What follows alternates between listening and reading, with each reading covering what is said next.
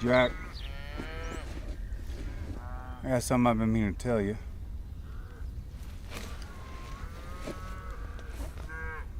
It ain't gonna be till about November till I can get back up here again.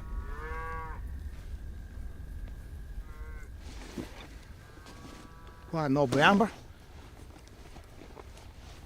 What the hell happened to August?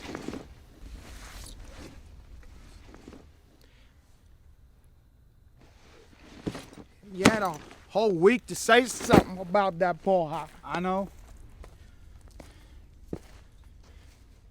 Why the hell are we always in the goddamn cold? Why we don't go somewhere warm? Why we don't go down south? You like somewhere like Brazil? Brazil? Man, I ain't never heard of nobody chasing a bunch of Mustangs, testicular homicide up a dry creek bed in Brazil. Man, how you gonna get a Ford down there? God damn it, Ennis! We used to be so easy. Not to see you is like to see the fucking Pope, or it's to see Al Sharp, or Jesse Jacks. I swear, I gotta work. I swear it's like you forget what it's like being broke all the time. You ever heard of a thing called child support? Child support? We could have had a goddamn beautiful life together. But you chose to be with fucking Vini Magalash. You wanted to be with Vini Magalash. So now we got his fucking Brokeback match. And now that's all we got, boy.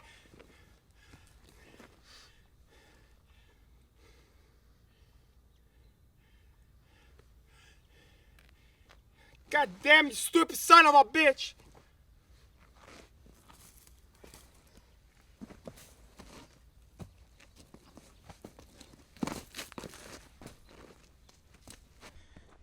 Wish I could quit you.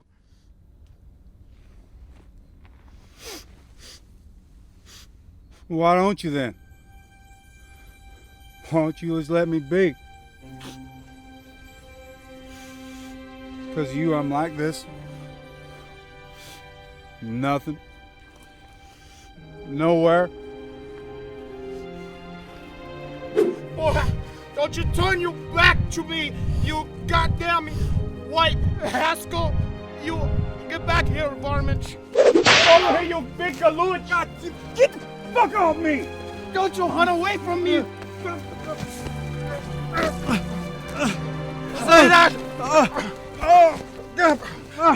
Light skin. Oh yeah. Look who's calling the cattle black. You got those baby blue eyes. This make me go crazy. Cocoa butter and fucking full lips. You light-skinned. You look like a young Jeff Daniel with a salt and pepper beard. Cocoa butter smells.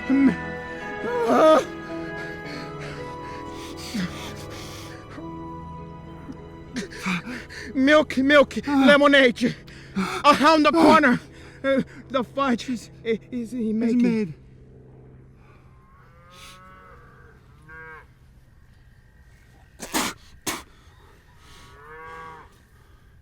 Gracie Veterano, old family first, fam. Taught the world to swing that double-edged sword, it works, fam.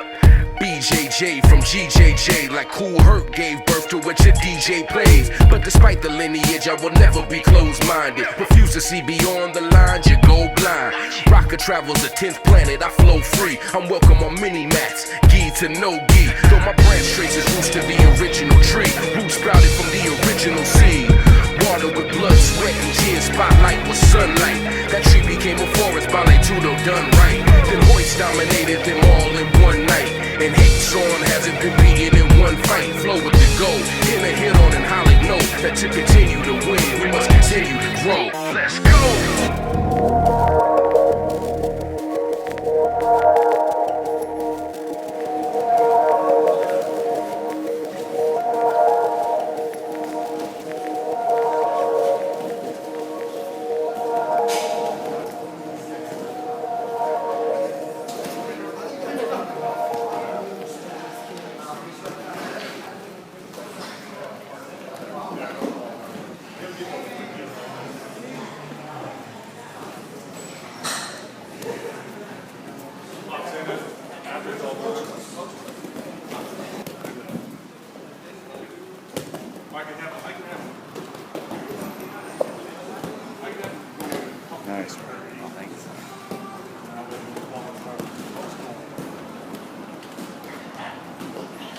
Nice, Derek. Maybe put like Gollum around. Yeah. Arch, there you go. There you go. Push. There it is. Choke. Heavy on the mat. Heavy on the mat. Small. Yes. Go ahead. There it is. There you go. That's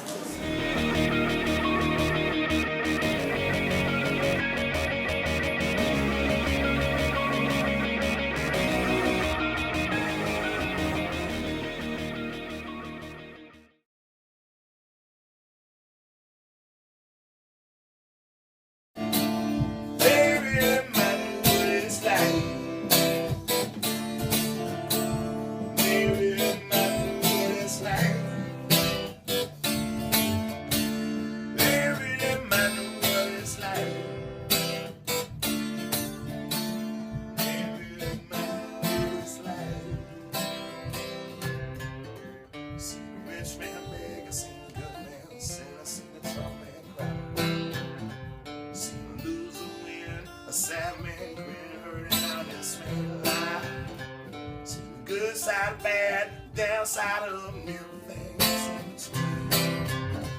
Big silver spoon drank from the golden cup and smoke the finest green. Drove the baddest times at least a couple of times for a working hard. You know where it is, it usually depends on where you start.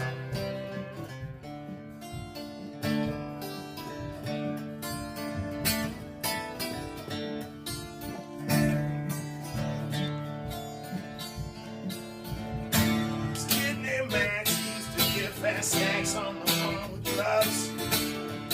Like hang out late, like to get shit frisky with these with us.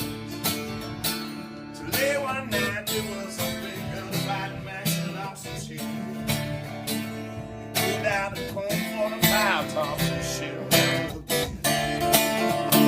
That's why I paid this kid a call from hell survival his pain. Gone without weed, that's what they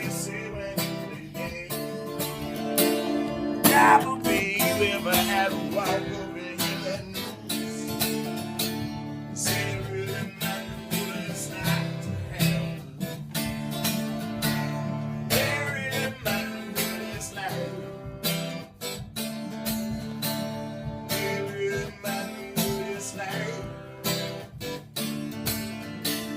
It really matter what it's like.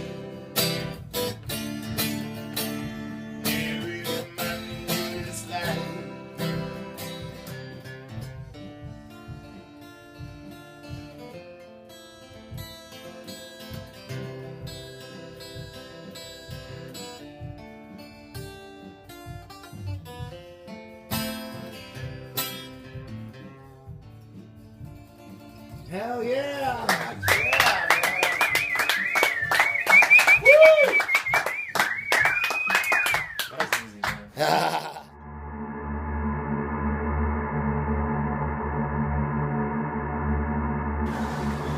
So, we've been really focused lately on the path from top half to the go-go clinch. We've been hitting that so damn hard.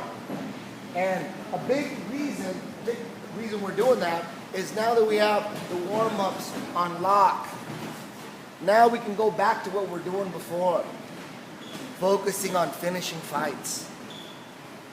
Not focusing on where the best spot to get an advantage is.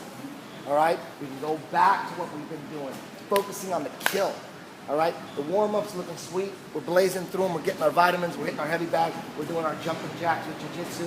That's taken care of now.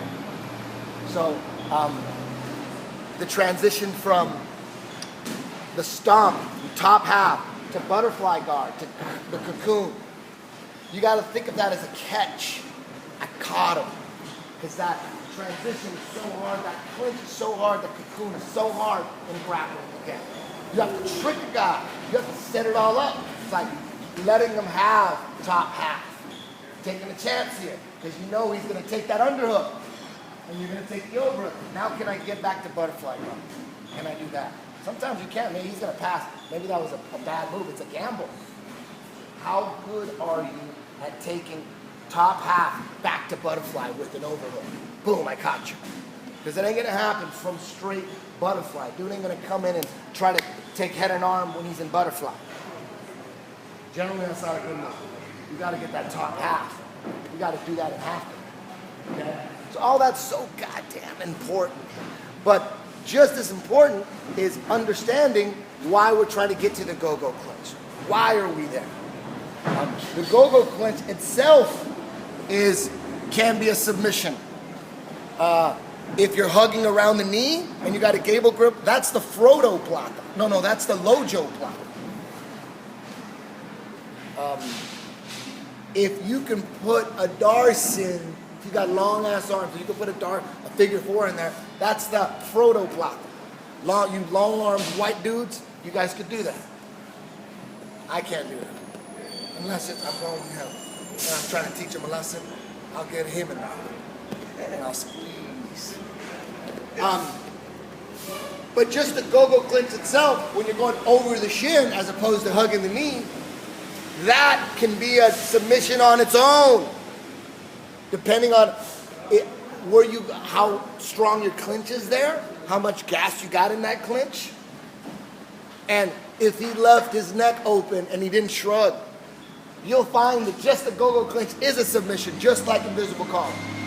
But it's not going to work all the time.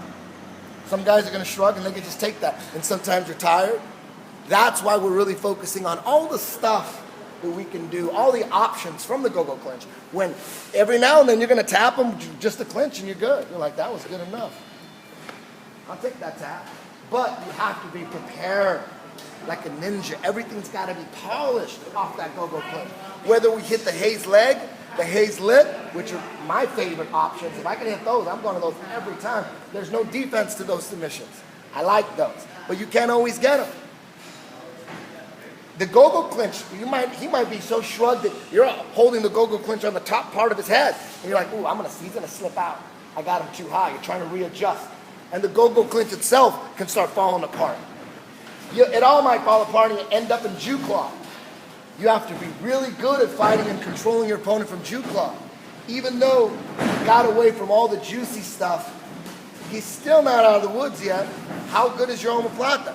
Can you get back with the go-go clinch from parallel Jew claw? Can you get perpendicular and go back in there? How good are you at that? He might not let you. He might keep that angle and force the hamstring. Now he's forcing you to hit that omoplata, or he might just roll. You can roll right off omoplata. So all that is so important. I'm not teaching, and it's not in my personal strategy to play rubber guard and try to get right to Jew claw. Omoplata, that is when everything else failed. We still got that. My omoplata's pretty damn good. I'm very proud of that omoplata. But I don't want to mess with it. I'm not trying to go get dudes in omoplatas. That's just last resort. Because really, I don't want to be at the last resort, because if you don't get it and he rolls, or maybe he pulls out. Maybe he's got a good duck under, or he limp arms out of it, he pulls his arm out. Then you don't have anything. If he rolls and you time the roll right, and you time his duck under right, you can turn that into a sweep.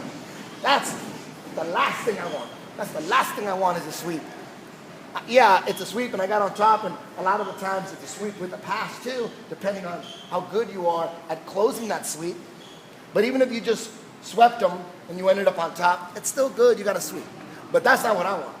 I want to stay squared up with them, and I want to attack right here. Boom. I don't want to get to Jew claw. I consider that he got out of my best shit. And that's going to happen a lot. So we're going to be getting into live drills just from Jew claw. You have to practice that in a live situation over and over, because the go-go clinch will fail. Nothing's guaranteed. You have to spend a lot of time there. And one option is to sweep and go right to the monkey mount, mono mount, rubber mount, getting on top. It's even better. The transition from the go-go clinch to the mount has got to be so smooth. It's got to be, as you're rolling, you already know what you want. As I'm rolling, I know I'm in a frantic pace. Hook his head, grab my foot, and attack that far wrist and keep him out. Otherwise, he's going to roll back on top of it. And by that, I mean this. Okay. So we're here at the go-go clinch. We have so many options. I wanted to be there. I would just stay there. What am I doing? Going back to the same spot. I'm wasting time here. So anytime we do, and plus, the rubber guard from the mount is way stronger in the mount. Way stronger. You can't posture out. You can't pull out of anything. You're on top of it. You got the planet backing you up. I'd way rather. But I don't mind finishing off my back either. And the only reason I went there, you could go right to this. You don't even have to stay at go-go clinch. You can go, or you can open up your legs yourself and come up here and start doing this. If that's what you want. But for me, and that's fine, you can do that. You can go right to it and say, you know what, forget, I don't even stay at the go-go clinch. I just go right to them out. I just roll them up. You can do that. That's not what I'm doing. So I usually go to that. There's certain, I got to organize my thoughts. And my thought process is I'll go to it and then open up my legs. But I can open up my legs myself and go to it. But I'm always looking for hazlets and hazlets. That's what I want right there. I don't want, because it's still not over. If we rolled up and got the mount, it's still not over. He's in bad shape, but dudes have survived. I would wait, if I put them in a hazlet or hazel leg, they're not surviving. It's over. So that's why I decided to organize the plan, the game, the plan of attack. Right? You could run the ball in football every play. You could have it all, the first drive all mapped out. Or you can improvise. Or you can do a little of both. My game plan is get the go-go clinch, wear him out. If he taps from it, beautiful, but I'm not expecting it. I just want to, for sure I'm going to wear him out there. Get him nice and tired, wear him out, and hopefully there's a haze leg or a hazelet. Hopefully my double bag is deep enough where I can reach it. Sometimes I can, sometimes I can't. Sometimes I got to readjust. Sometimes it just falls apart. Now we're in Jew claw. I'm like, I got to go back. You know, next time I got to be tighter. But generally, if I'm in the go-go clinch, generally 50% he's done is I'm being conservative. If I'm all the way there, I'm all the way, man, he's in some deep trouble. Deep. It doesn't look good. You understand? So this is just my thought process. I'm not going to go to the mount unless they break open my legs. Or maybe I couldn't even figure for my legs to begin with. I got the go-go clinch, but he was trapping my leg on the bottom. That happened. So then that would tell me, okay, let's go, let's roll him. Boom. Let's play mount. You understand? So everybody, all the top rubber guard players, everybody. And not one dude has the exact same thought process and game plan. There's so many options. It's so sophisticated. There's parts of rubber guard I don't even know how to, I haven't even played yet. Like all the Hindulo team stuff. That's brand new stuff. I gotta stretch. I gotta stretch to play. Just like I had to stretch to start double bagging. I was double bagging at first, grabbing my big toe. I go, dude, all I need to do is grab the big toe, it works. And then slowly I was like, right here. I had to take my flexibility to the next level to double bag. So there's so much going on. It all starts off with breaking the posture down and getting initial control. It all starts off the same, but from there, boom, everyone's got different ways they're going. Still very few people are zeroed in on invisible collar. When I'm in full guard, that's what I'm zeroed in. I'm trying to get to invisible collar from full guard. Boom, right there, that's where I'm gonna mobilize. Sometimes that's a submission too, it depends on how it's lined up. Sometimes that's a submission, but I don't ever expect it. Full guard, I'm trying to get to invisible collar. If I'm in three-quarter guard, like what we're doing, I'm trying to get to the go-go clinch from there. If I'm in invisible collar, I can go invisible collar to go-go clinch, or I can go invisible collar to muddy waters. Those are the two options right there. But if I'm not in full guard and my foot stuck, it's all go-go clinch. That's all I'm trying to get to. Boom. Or if the meat hook actually turns into an actual triangle, if I can say, you know what, forget all that. Let's go to a triangle right here. Boom. You get it? But you can't always rely on that triangle for the meat hook. If the guy just sees the triangle coming, at least you stop the pass. Does that make sense? Am I losing anybody? Justin?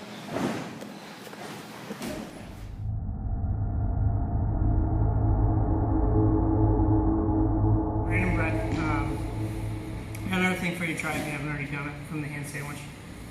Something when they roll out, and if they get their shin in front of you, their top leg shin, like they're trying to get Z-guard or push you off.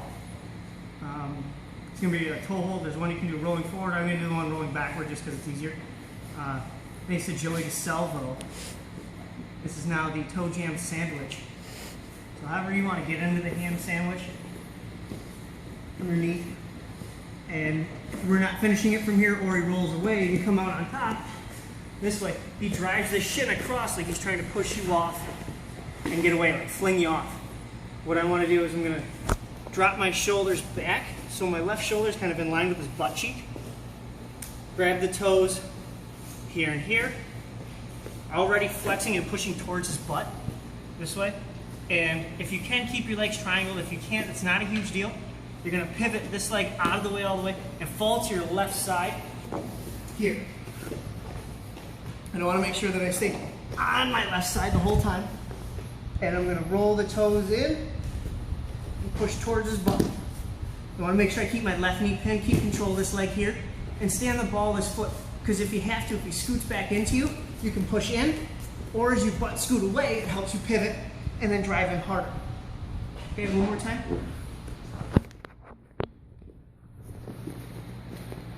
This is just the easiest way. I don't care how you get in the ham sandwich. All we do is have to get on top with it in. Here. Trap roll. Here. We came up too high, or he just anticipated the sweep and got this shin in front of our chest.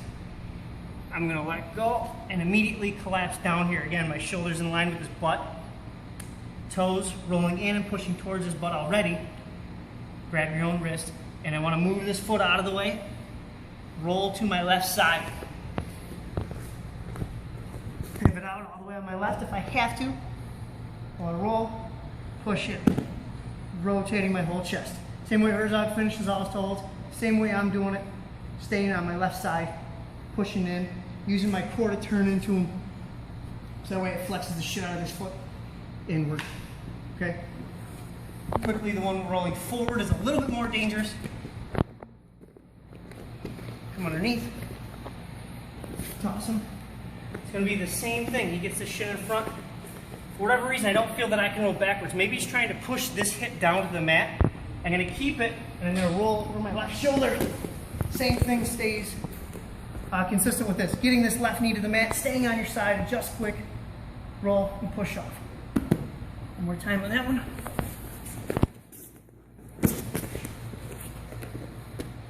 Here.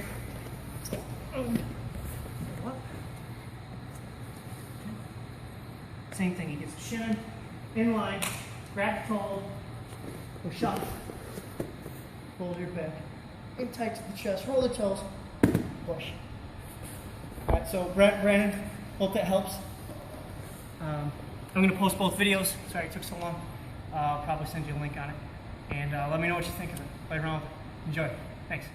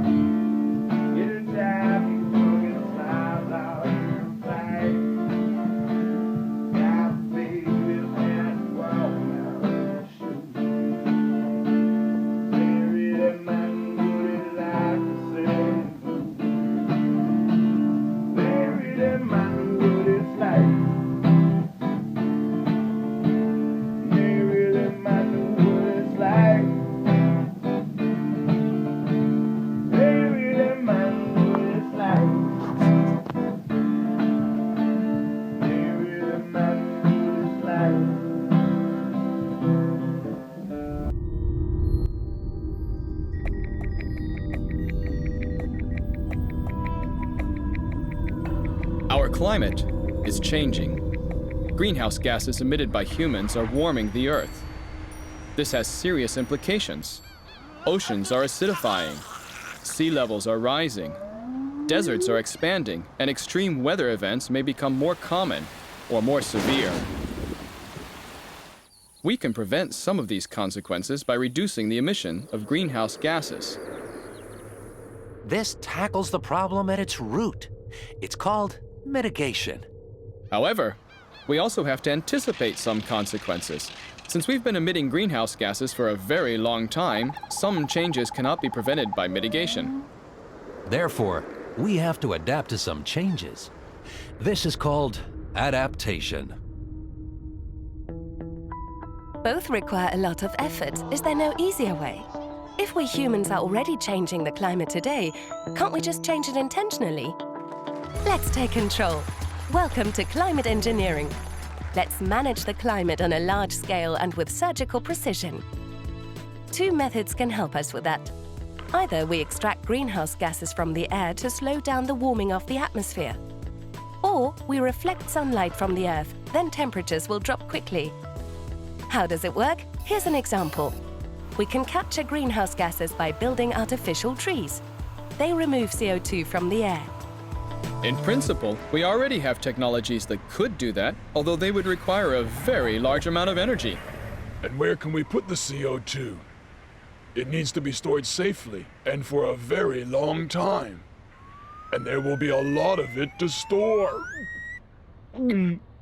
Or, well, we can also sink the CO2 in the sea by fertilizing the ocean. That makes algae grow, and just like trees, algae bind CO2.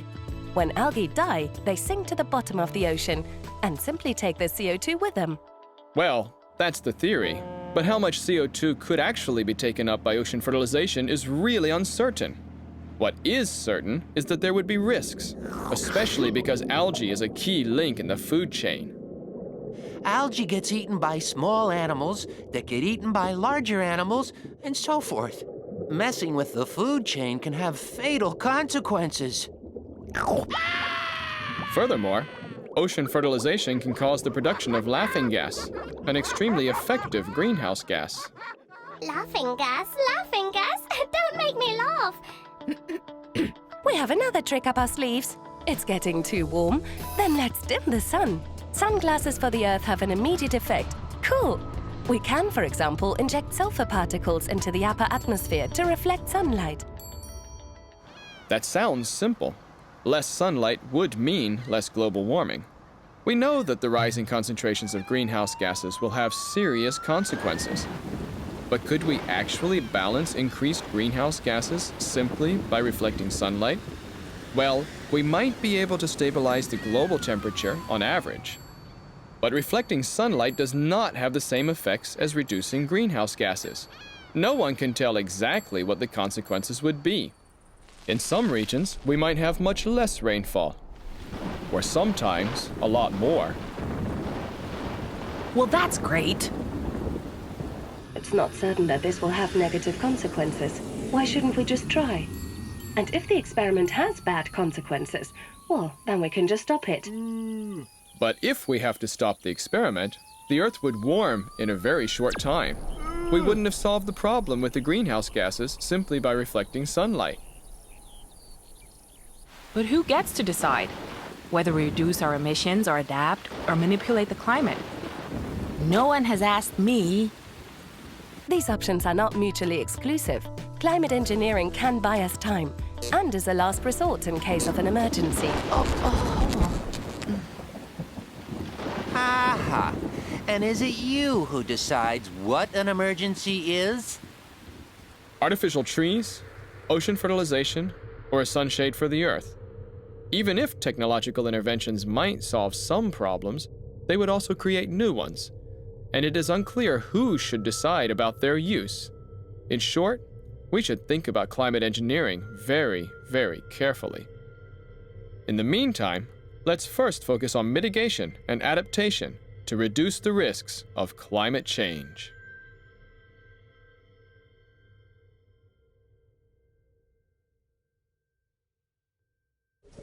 4-1-1 position, south position. The position, Gary Tonan's killing everybody. And Nathan Orchard, Emir Herzog's probably showed it to me a long time ago. And Denny, 5 years ago, was trying to show me this position. And I was like, I really don't want to mess with heel hooks. I don't want to spend that much time. I like my little crippler, that's it. That's the only one, but I really don't want to start playing heel hook wars with anybody. I didn't realize there was a position which is just like the crippler, except it's the inside heel hook, but the legs are basically the same. I didn't know there's, first of all, so many entries and just as safe as the crippler, where it's like a spider web position of leg locks.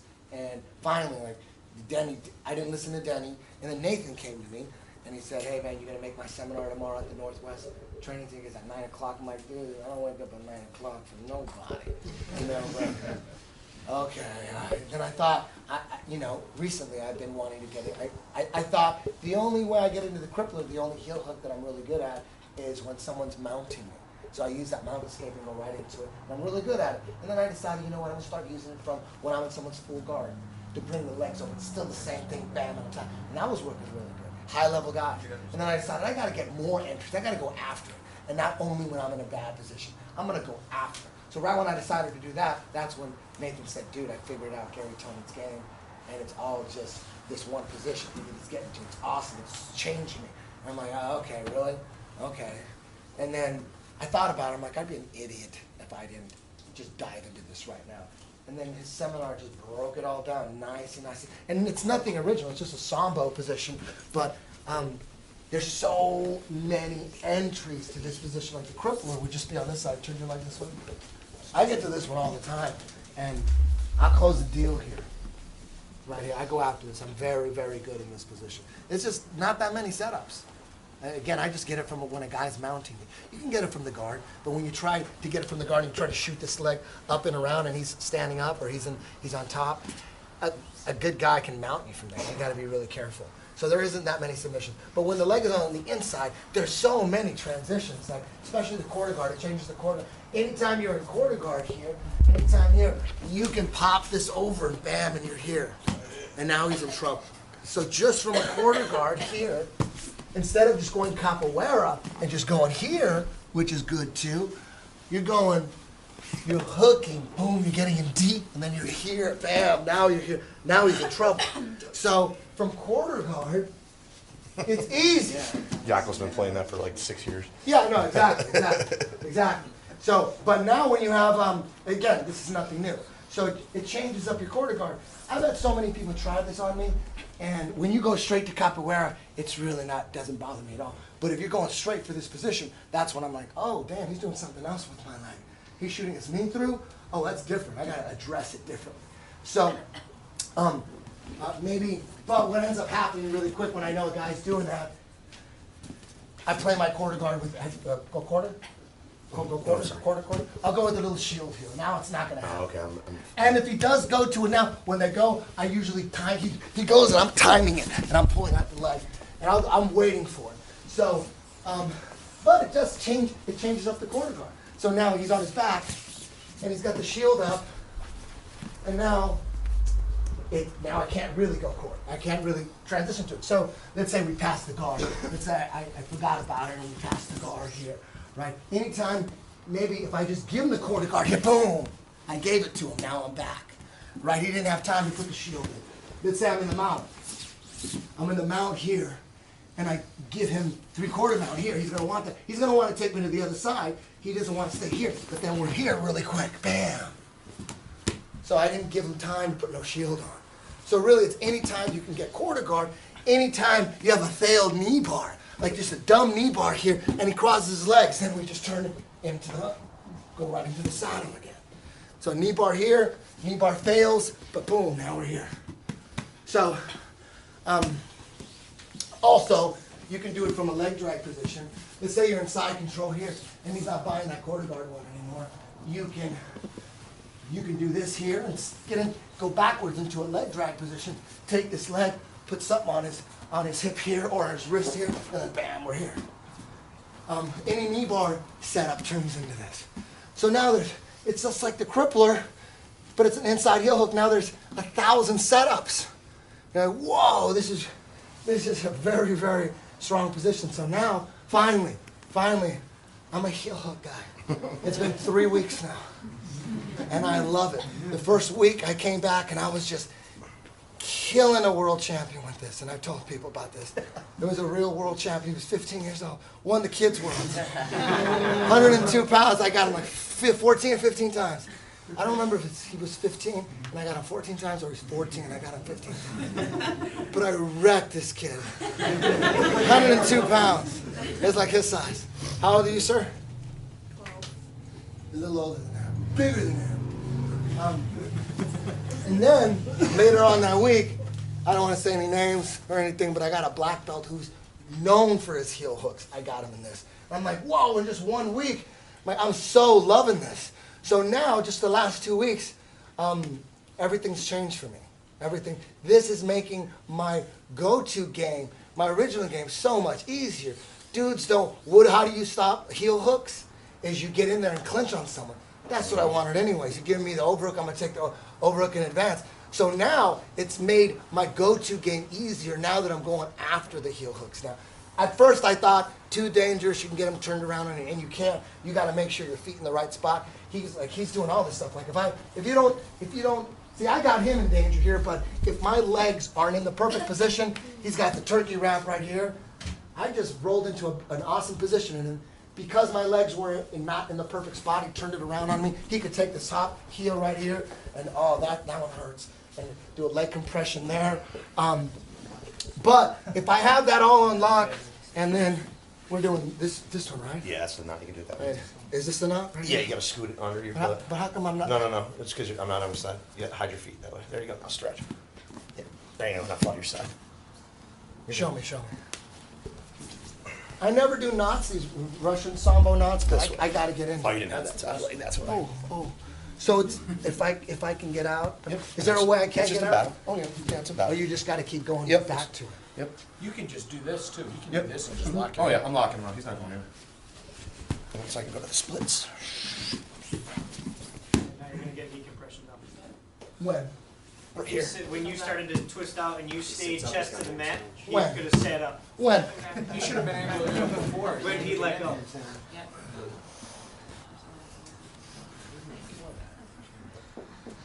I can't believe I'm battling a leg lock master.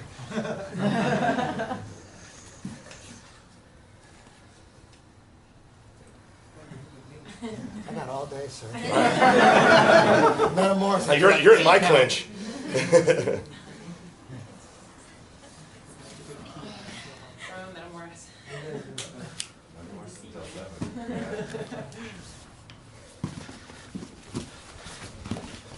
Get up!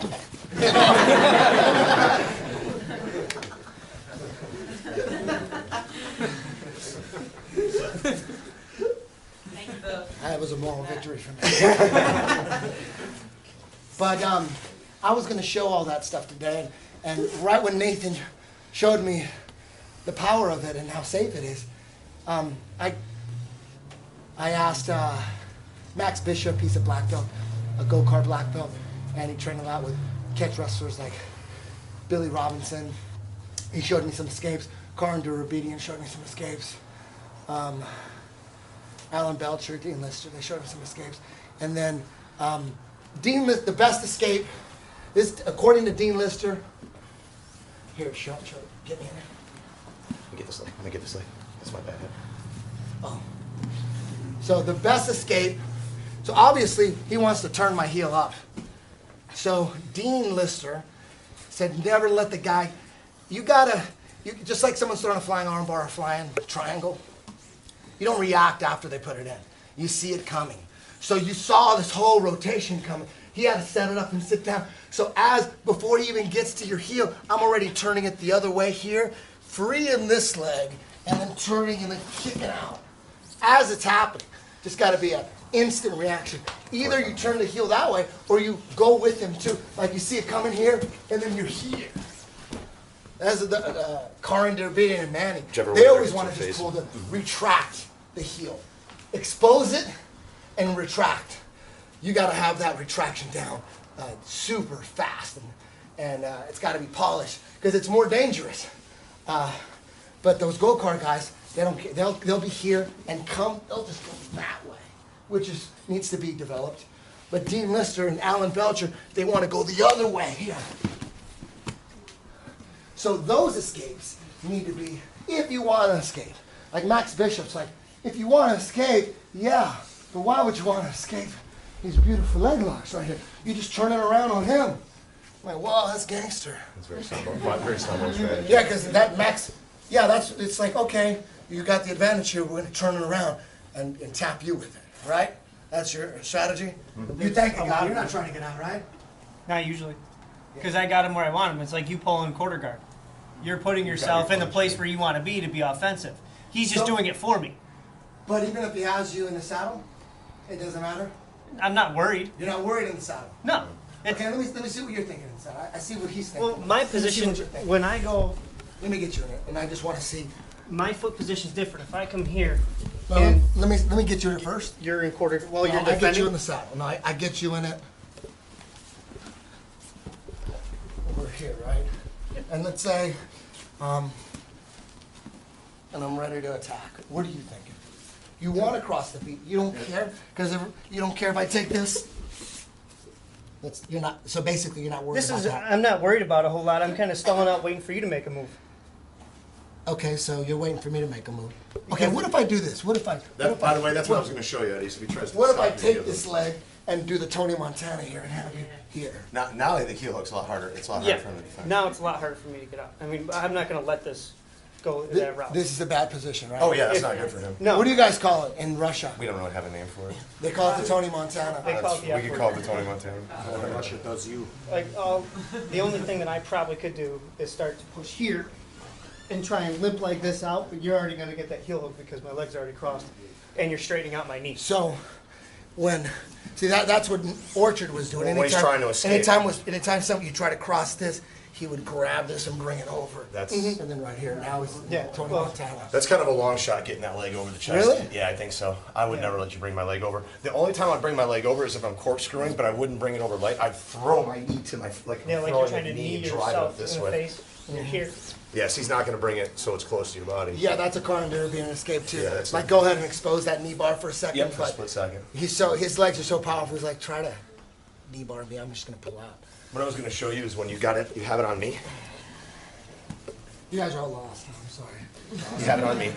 Now you're going for the heel hook. You can always do something. All right, and I'm hand fighting here. So when I start to pull this, I just showed this to Kevin. Slide your left arm under. Slide your left arm under my ankle. Under it. Left arm under my ankle. Oh, okay. And so you go to this grip. Make a fist. Don't make, because you want this radius bone, and just like a high elbow guillotine, throw it all the way to the floor. So if I try, I actually. What am I doing with this? Just punching the fist right to the mat.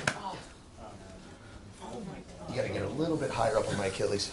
You're too low on my calf. You're never going to tap me on my calf. You got to get here, and don't twist this wrist. Keep it straight. Right in there, make a fist and punch it. Yeah. So when I'm here, as you go for the heel hook, as soon as I start pulling here, I'm just shoot your left arm underneath, and then you should be able to catch it right here, right where I'm pulling it. So I'm pulling it. Say I'm pulling your hand off my heel, and then you just switch that right to the mat. Get your yeah, you gotta fix that. My wrist is jacked. Here, Scott. It's hurt.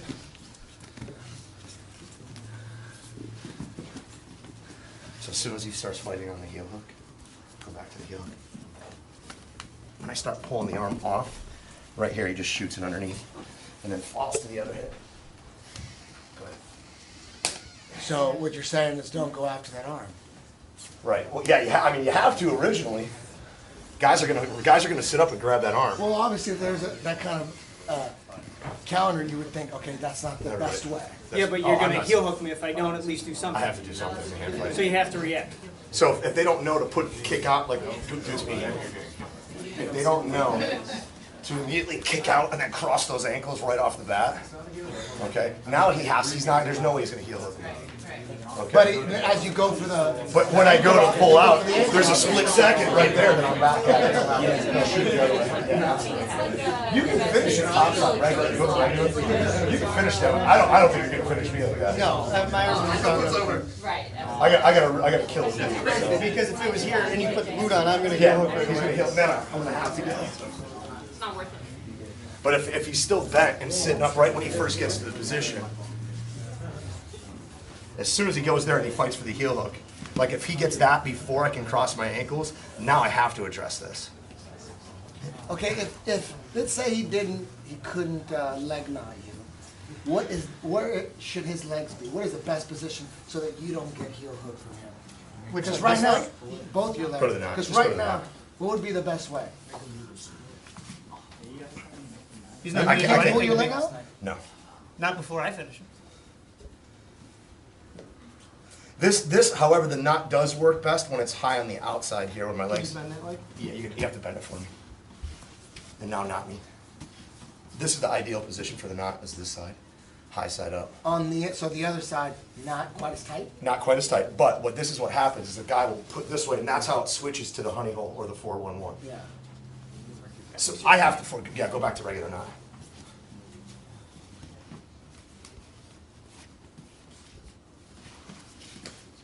So as soon as I go here, now sit up, attack, and now switch your feet to a triangle. You guys ever kick the leg out, make it into a split? Yeah, oh yeah. This one That's our fourth position.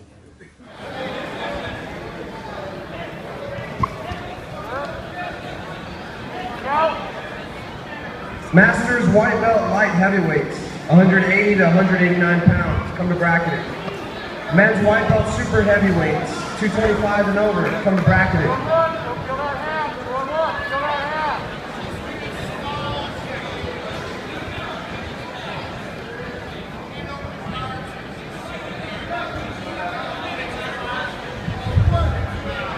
Men's white belt, cruiserweight, 190 to 199.9. Check in at the bracketing table.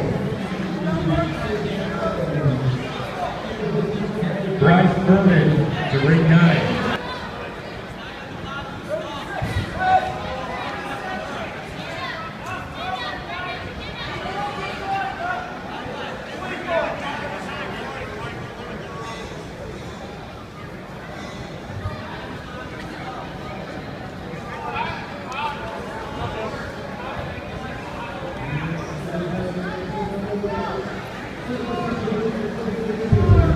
Manuel Martinez, please come back to bracketing from Boxing 8.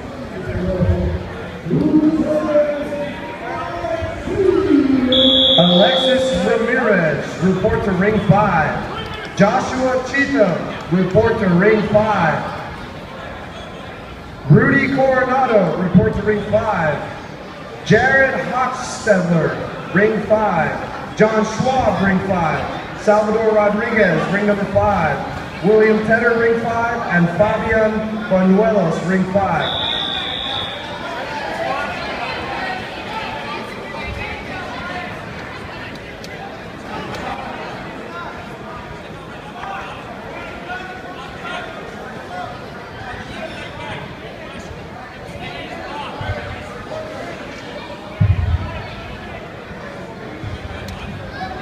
Manson Masters, heavyweight, 200 to 224.9. Please check in at bracketing.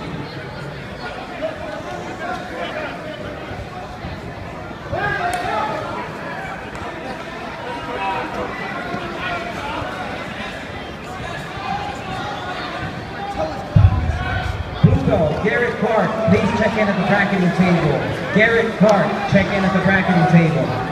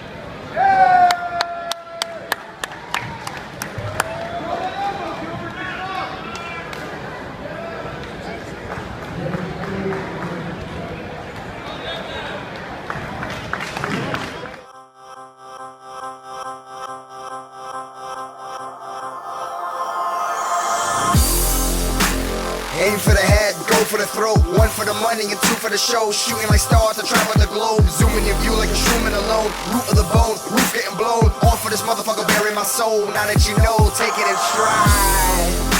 Nobody's gonna make it out alive. You're probably gonna wanna pray to Christ. Take a moment to breathe and heed advice. Weaving these webs to seeds of lies. Attracts every angle, creed and type. I knew that I couldn't believe the hype. I knew I had to see it in a different light. I knew I gotta...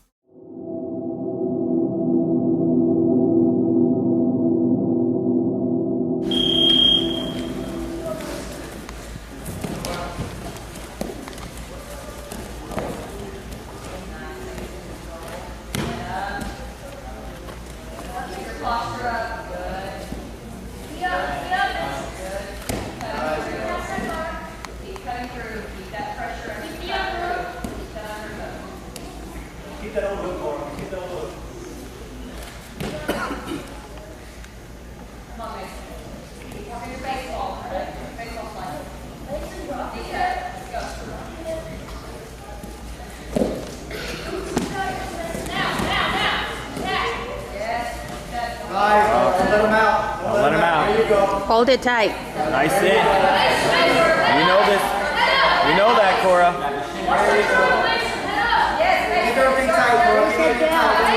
Hold it tight first. Hold that leg, Cora. Hold that leg. Hold that leg, Cora. Nice. Bring him down again. Keep him close. Hey, go to the invisible collar. Go all the way to the invisible collar. There you go. Cora, meat hook. Meat hook. Double bag, double bag. That's nice. Go all the way to invisible collar. Go all the way to invisible collar. Good. There it is. Take your time, Cora. You got plenty of time. Curl it hard, Cora. Curl it hard. You don't have to curl it hard enough. Nice. There you go. Bring it down. You got it. You got it. Hook the leg down. Hook the leg. Hook the leg.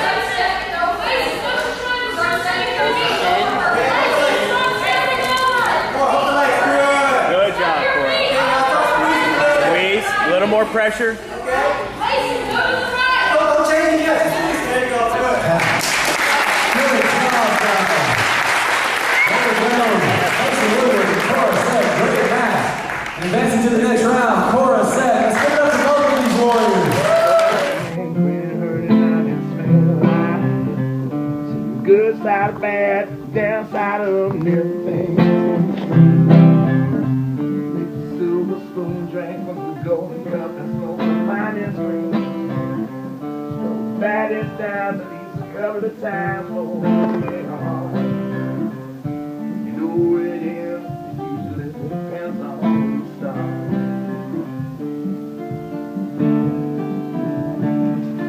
Once I figure 4 under here, and I can control the wrist easily, then I'm here and I stomp and I like to pull here. Doesn't this look? This is the best looking submission, right from the mount. I'm pulling like this, man.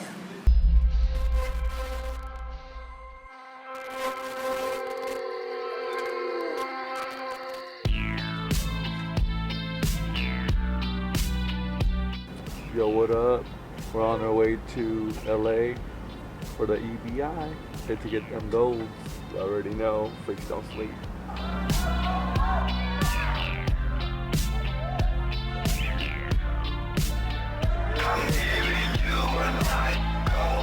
Tell you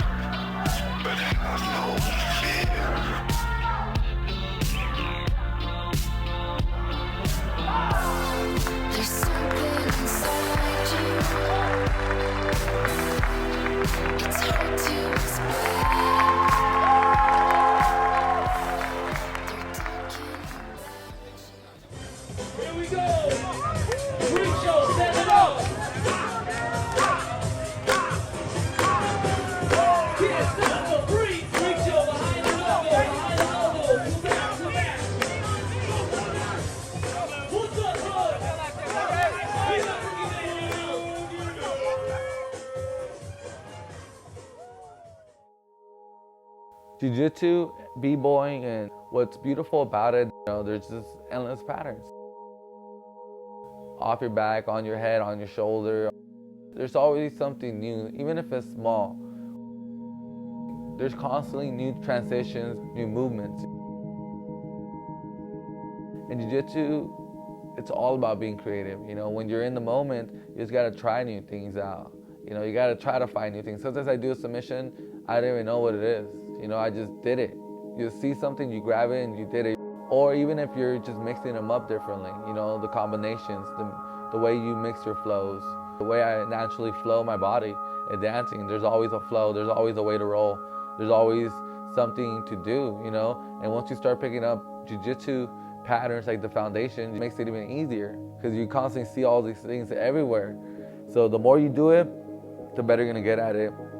The less you think while you're rolling, I think is better. And same with dancing, don't think too hard, just, be free. They say that a lot in dancing too, be free, When you're free, your movements are a lot more creative. If you think too hard, you might get lost in your own thoughts, instead of living the moment.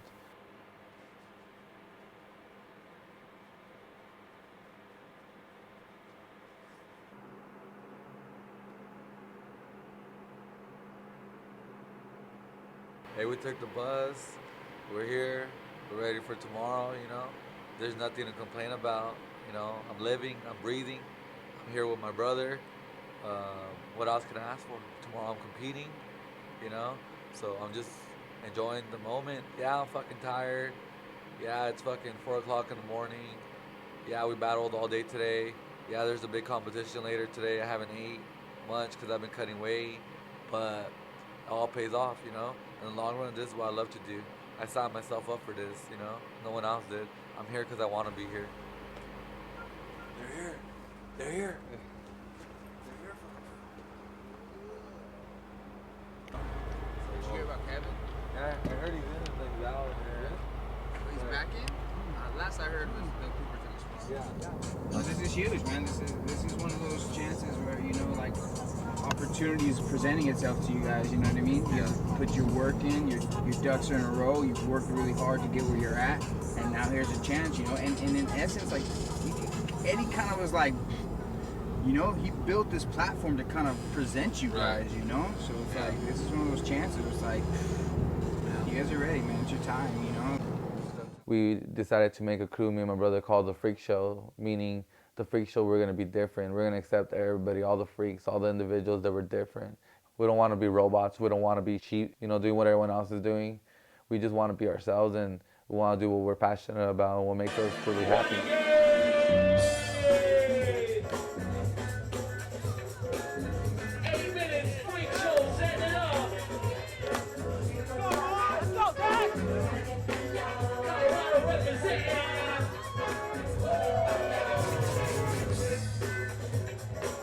There was belts in the b-boy scene. As a crew, we earned our black belt already because we did it all, And in jiu-jitsu, we didn't have to do all those mistakes because we already did them in the b-boy scene. So we know how to carry ourselves. We know what we have to do to get to the top. Keep your head down and work. Your jiu-jitsu is going to do the talking. Your art is what does the talking. Here we go. To the judges. 1, 2, 3. Hold up, keep it up, keep it up. Who's that? Good Styles crew. In the b-boy scene, I'd rather smoke you, than choke you out. Because to me, if someone smokes me and destroys me on the dance floor, that hurts more, That's a punishment right there. I guess you get checked a lot more in jiu-jitsu and MMA. You get checked a lot. In dancing, you don't really get checked because you could be naive and just be like, my style is the best. I win. My opinion wins. I win. A lot of people are going to win battles just doing what the judges want to do or want them to do. And in jiu-jitsu, it's not really like that. Sometimes it's just submission only when you just choke someone out or you just tap them out. There's no other ways out. The only way you get out of the match is by losing or winning.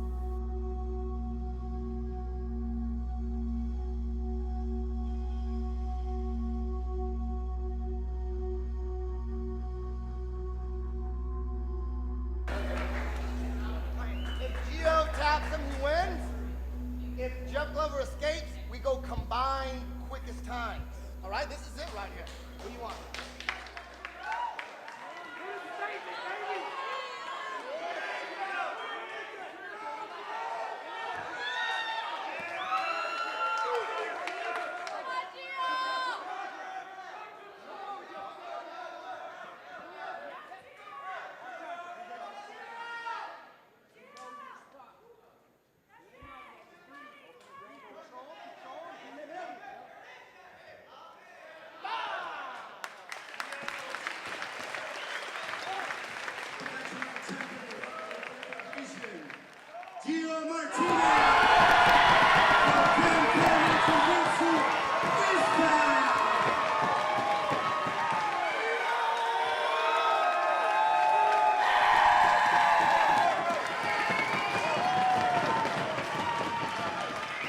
It comes down to there's a definite win. I could choke the guy out, put him to sleep. Or I could break his arm, break his leg, or whatnot, you know, dislocate one of his limbs to the point that he can't move anymore. You know, and that's what's dope about jiu-jitsu. You know, someone could do that to me, and I can't cry about it, be like, well, my style is better. Well, no, this guy put me to sleep. This guy tapped me out, you know? So you gotta kind of put away that ego. Man, the quality of the finals, like those two guys that we went up against, Jeff Glover and Gary Tonin, those two guys are world elite grapplers, you know, the best of the best. Me and my brother were just some fucking b-boys that came out of nowhere, and now we're making noise, we're making waves in the jiu-jitsu world.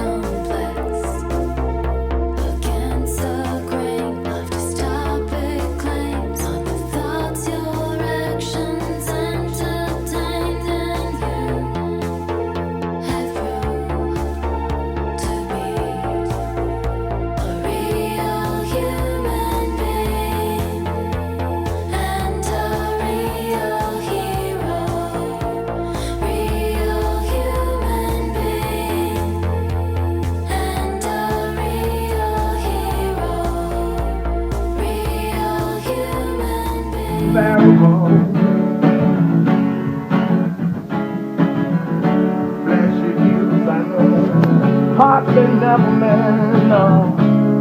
Levels come and go, but right now I just need a friend, yeah.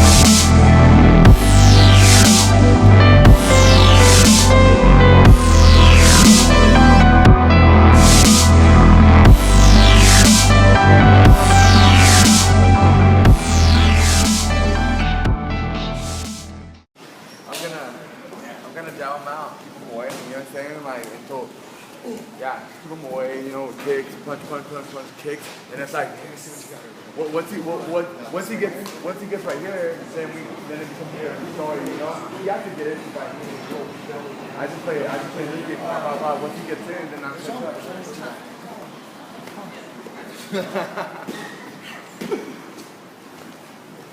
Oh, that's right there. Oh.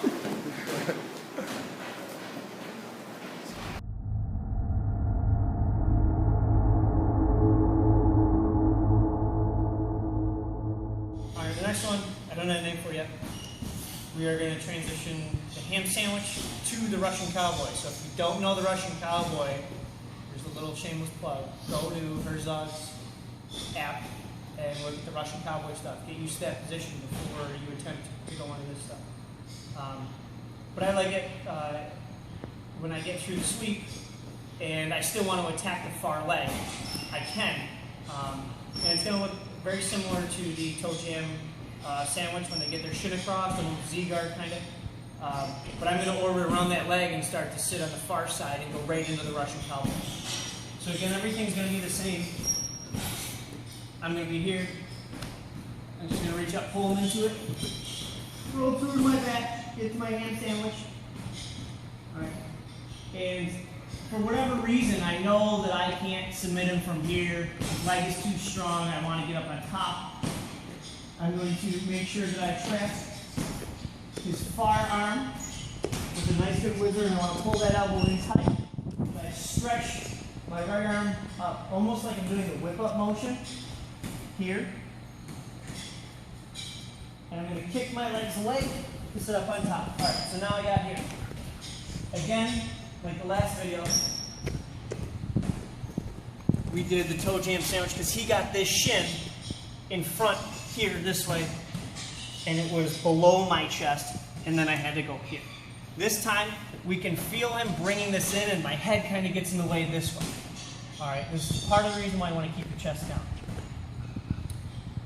Now, if his knees are really have a lot of play in them, and you can't really submit him with a lot of knee crushes or calf slicer, or he just doesn't want to tap to it, that's fine. Now we're going to bend his other knee the other way. I'm going to unravel my legs the same way for the pass. And instead of losing this arm and coming up to side control, this hand is going to come over and roll and push his chin down as I pull up, and I take a nice big step over and sit right on his stomach. Deep hook with my left, or sorry, with my right hand. Left hand comes to the ankle, and I pull it tight to my chest. So now I'm in Russian cowboy. One more time.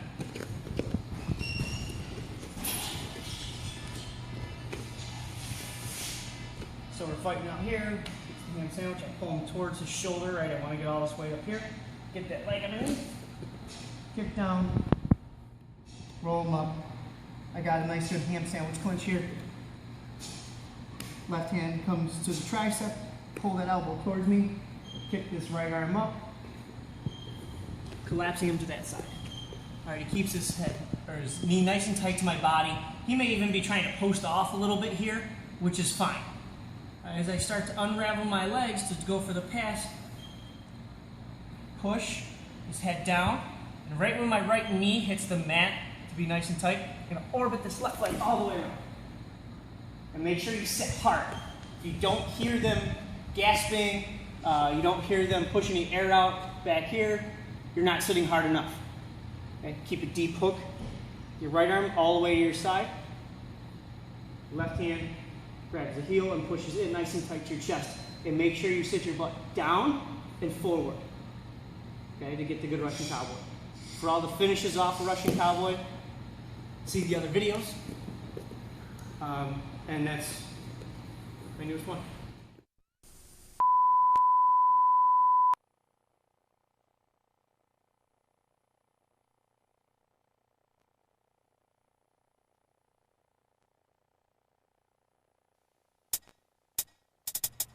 Well, I wrote this song for the Christian youth. I want to teach kids the Christian truth.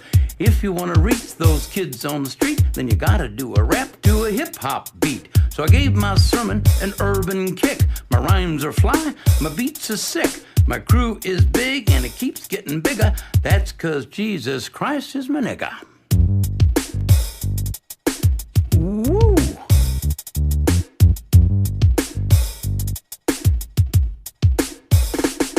He's a life changer, miracle arranger, born to the virgin mom in a manger. Water to wine, he's a drink exchanger, and he died for your sins. I preach the word, that's my gig, and I rhyme better than Notorious Big. All the other MCs, I wish them well, but if you live in sin, you burn in hell.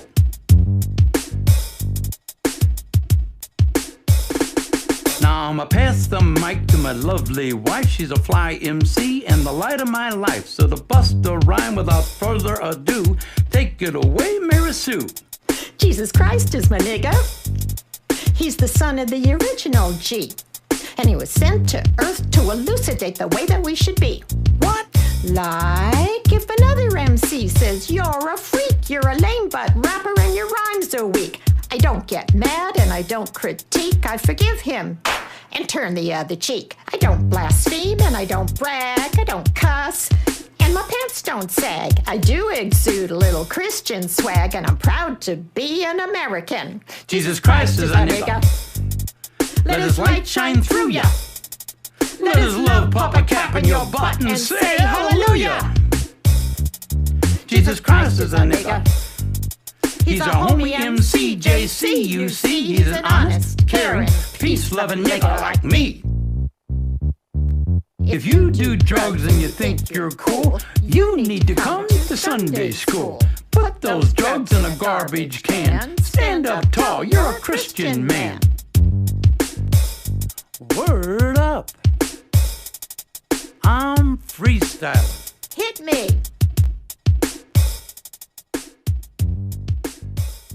My name is Roger Shippen. Fight 135, going up to fight 145. I am fighting at a Rain Training Center, also 10th Planet Costa Mesa, and also under Marco Huas from Huas Valley Tudo.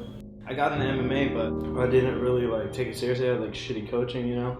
I just didn't have the right people around me, and just making bad decisions, doing drugs and partying, abusing some substances. And one of the moms from my gym was actually having a talk with me and some of the people, and she said she thought I was gonna die.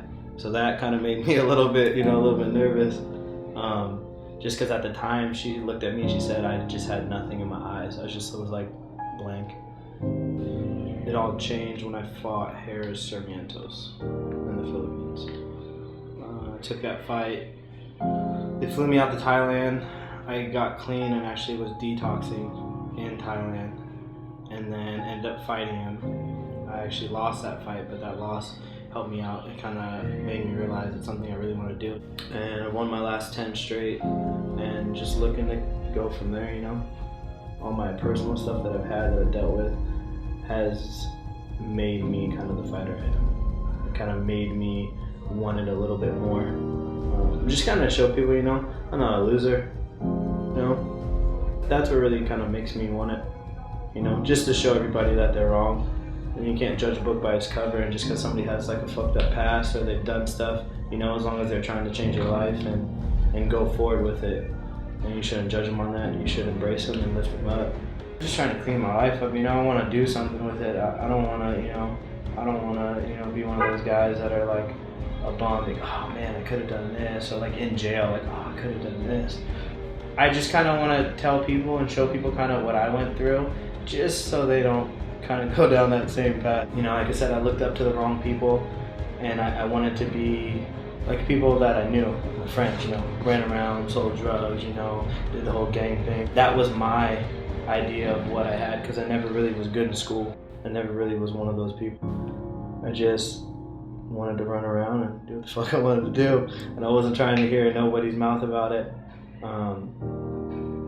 It didn't really work out that good. When I look back on it, I messed up a good portion of my life trying to have too much fun.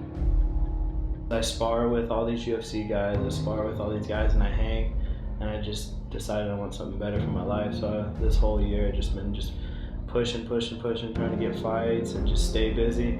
And I finally have an opportunity, you know, to fight a pretty decent guy, and I got, like I said, I got good coaches with the boys from 10th Planet.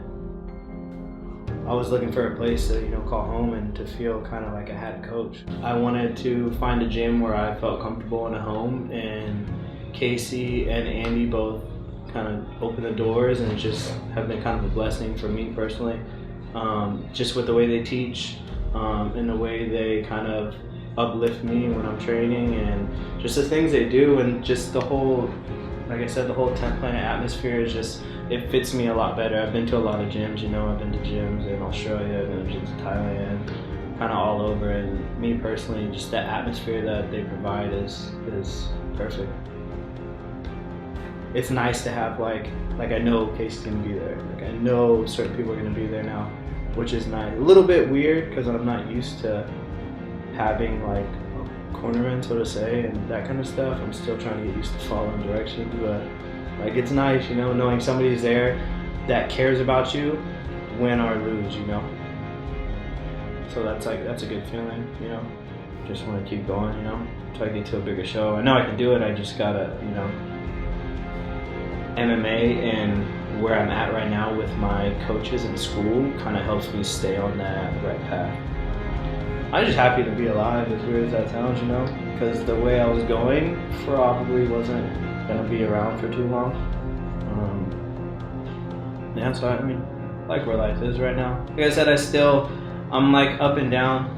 I'm like, as much as I like to have fun, and as much as I do that, I still have to battle like with my own kind of like self, so to say, with not going out and not running around, and when I get upset and not taking that easy way out and just going and having a drink or doing that kind of stuff, you know.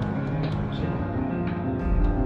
the way I look at it is, if I would have made better decisions, got to a better gym quicker, not wanted to go out and party and not wanted to run the streets, could probably be in the UFC right now. Instead, I'm fighting on little shows, which I'm still thankful for, but I feel as if I really just grind these next, you know, year or two out, I can be on a bigger show. The people can say what they want, but I know in my heart that if I do everything I'm supposed to do, that I can be there.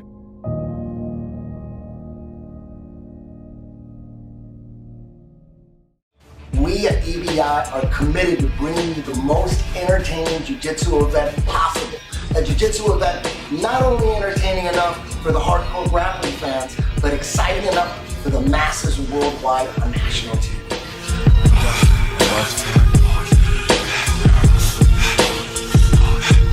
Yo, be real. I was buried on the battlefield. EBI is all about submission-only 16-man tournaments.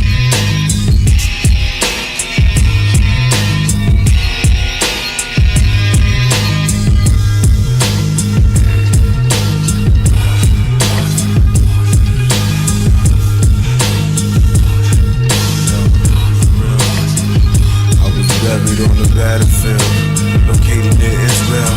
The rest of my platoon was trapped upon a hill. I heard mega. TBI has overtime rounds that have nothing to do with wrestling.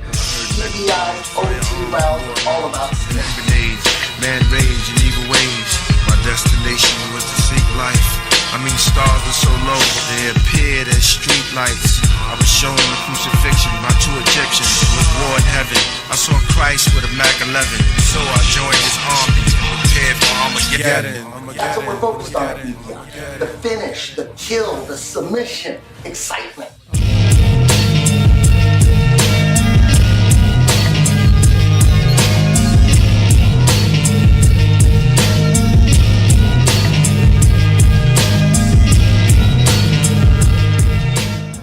Go, Hendo, come on. Where's Dexter? Dexter?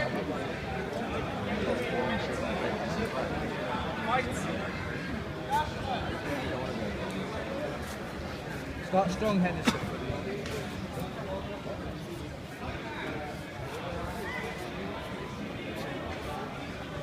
Taping, so I can Yeah. Podium, but Let me do take it after this this fight. Do it after this yeah. fight. Be nice. Thank you. Nice. Be aggressive, Henderson. Come on, be more aggressive. Let's not just hold there. Come on.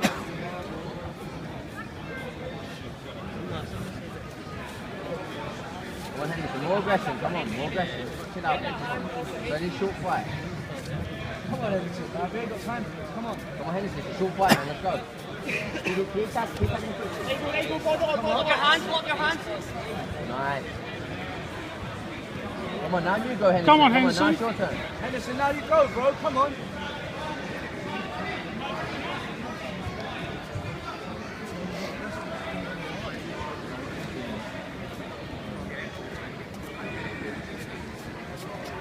Come on, Henderson. Remember what we said after the fall. Come on.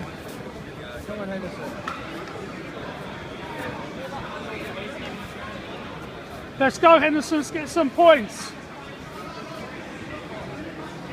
Come on, more aggression. Henderson, come on, bro. Let's go, Steve. Let's go. Henderson, get on. Go, Dad. Go. Henderson, push him away. Don't hold him. Take him down. Take him down. Body up. You take him down. Push him away. Don't hold him. Push him away. Yes. Go on. Keep going, Dad. Go. Go. Go. Go for it. Keep going, Dad.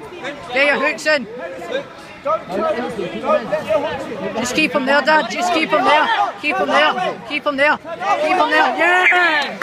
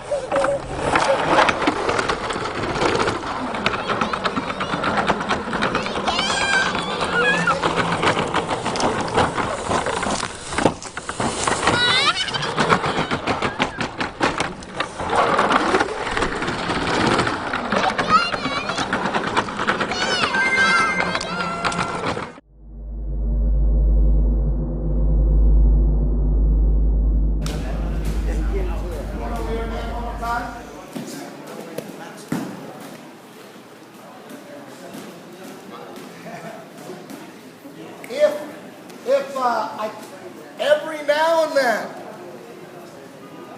you run into a guy that, no matter the submission, he just don't tap to him. There's some guys don't tap to arm triangles. Some guys arm crush. 90% of guys that are arm crushed, they tap right away. Some guys could just take it. They can take the pain. Some guys tap really quick to ankle lock. Some guys can take the pain. Certain chokes. Some guys so hard at darts. It's crazy. Not all submissions work all the time. It's just a gamble. Like, how good are you at that submission, and versus how good his defense is. And then you have other factors. Are you tired? How tired is he? All this shit, right? So, I put together these steps in my head, and then I have options. And again, they're not. You can go a bunch of different ways. This is just the way I'm teaching, just the way I think. All right. I would suggest to learn what I'm teaching you, unless you're already on these paths and you already got your own way of doing things, then that's good too. For those of you that don't, I'm going to show you my path and my thought process, but you can switch that up in any way. But at first, I would suggest learn it this way, master it, and then start tweaking it once you got it in your blood. Once you start killing people and sparring with it, then start tweaking it out. All right? I think you could trust me when I'm telling you. I'll tell you when I'm teaching you something that I do note for note, and this is my game. And you got to trust me on that, because when I'm teaching something that's not in my game, I'll tell you too. I'm never gonna pretend like, oh, this is part of my game and it's not. That's ridiculous, right? So this is exactly what I'm thinking. This is one of those lessons. When it comes to rubber guard, I'm teaching you exactly what I'm thinking and what's next on the option. Guys that pay attention, and I roll with them and they tell me what my next thought is. I'm like, God damn it, they're memorizing everything. All right? And he turns around and bites me in my ass. My own students tap me out. Damn it. Showing them too much. Now, when the straight jacket doesn't work with a special K, line next, you could go back to the go-go block, and I've done that too. I've changed things up. But if I'm not thinking too much, And if some guys have flexible shoulders and they don't tap to the straight jacket. Straight jacket, some guys don't tap to that. Their shoulders are crazy. Some guys have like double lotus flexibility in their shoulders. It's the same thing. My shoulders are not flexible at all. I have garbage shoulders. Very hard, if you have really flexible shoulders, it's easier to hit the Marcellatines to get that high elbow up. You gotta be flexible there. Some guys, their arms pop up and go. I could barely get it to 12 o'clock. There's guys that go all the way over. Boom. You know what I mean? I gotta get my shoulders together. But so when you hit those guys that don't tap to straight jackets and it just ain't working, my next, if I'm not really thinking about it, I'm gonna monoplata them. And to be honest, monoplata might be. I go to monoplata when I run into guys that have flexible shoulders and they don't tap to straight jacket. But monoplata is a shoulder type lock too. But they tap to those. This is a move that I learned off Marcelo Garcia, watching him. Didn't really believe in it too much at first. Generally everything he says is gospel. If he's doing it and he's killing with it, I don't even question it. I just do it. It might not feel right now, but I know eventually it's going to feel right. This is one that I doubted. But I decided to teach it in seminars and just teach it in class. I'm like, I hope this works out. I hope this isn't a waste of time. Guess what? It works out beautifully. After teaching it so much, it's a move that takes a long time to master, but man, when straight jacket doesn't work, you go to monoplata, that means it's pretty damn good. And it's really, you can just go right to it. You don't even need to, let's keep it going from the top now. Still, from the cocoon with the underhook, flying jersey, meat hook, give me a beautiful transition, make it professional, and then let's get that mount professionally. Get to that figure four. Remember, you can't monoplata unless you figure four your legs.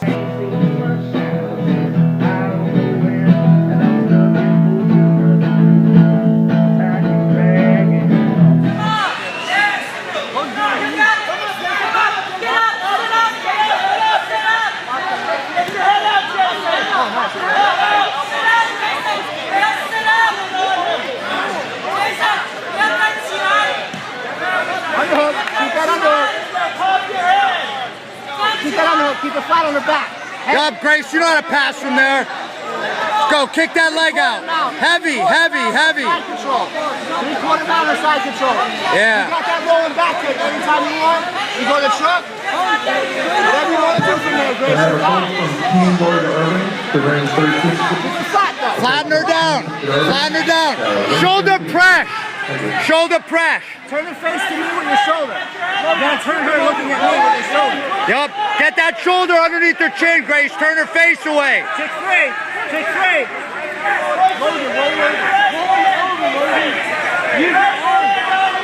Yup. Get that shoulder down. Make her look that way. She's got to look that way. Yeah, there you go. There you go. Big shoulder pressure. Turn away. Knee slice. Butt up in the air. Turn your knee down to the mat. Out. Nice. Nice. Yep. Good pass. Arms there. Spin for it. Stuff the head.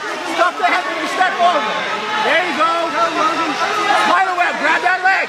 Grab that leg. Yep. Now be patient. Take your time. You know how to break that there. You're fine. Just watch your head. Don't let her kick you in the face or nothing. Yep, you're good. Come on. Come on. Drive your knee into the ribs and pull on that leg. Yeah, you. Make your head. Stay patient. Stay patient. Breathe. Breathe. You're in a great spot. You have no reason to run. Now, hey, not down here, up here. You got to get up on her wrist. Come on. Yes. Keep going. Work it. Grace, right on top of her wrist. Good control. Throw that leg back over. Grab that leg again. Yeah, you need that leg. You want that leg. Don't let her get up. Hey, you need both. The armbar. Kick that leg yeah, out. You gotta throw that other leg over. Get full spider web. Yep. If you can, take your time. Just watch the bridge. Deep hook stays to your hip. Good. There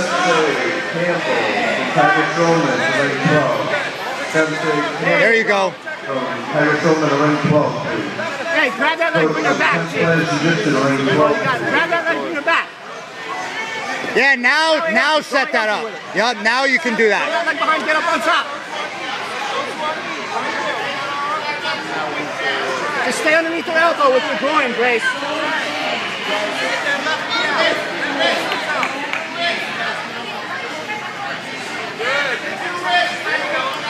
There you go. Coach from Tiger Showman to ring 12, please. Coach from Texas Jiu-Jitsu to ring 12, please. Nice. Josh is going over there.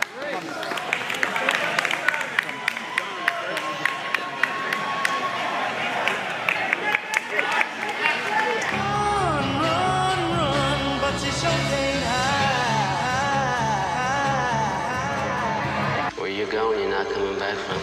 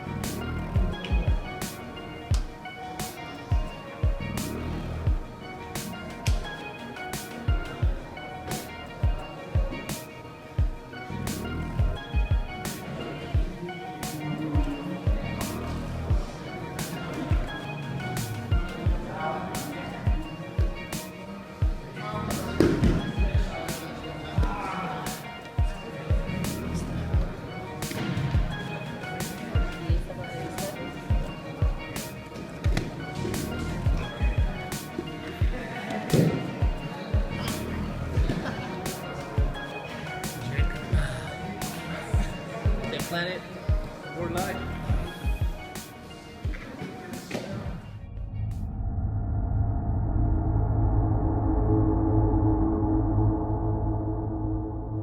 Ladies and gentlemen, Jacob Tapia.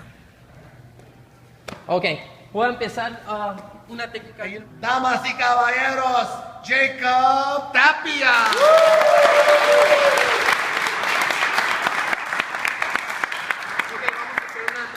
Que me gusta hacer mucho es un ataque de heel hook y si se escapa, ¿ok?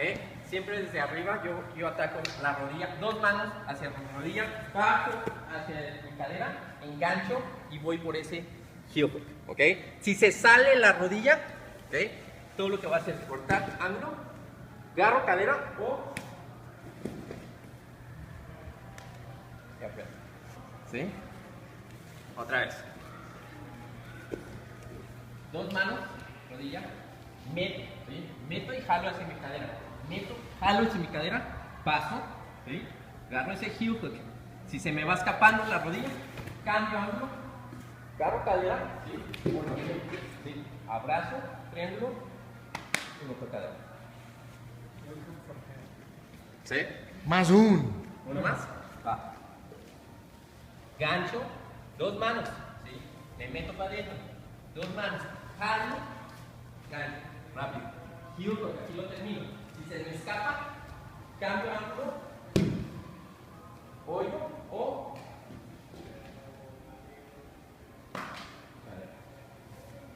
Beautiful. Take a tap, ladies.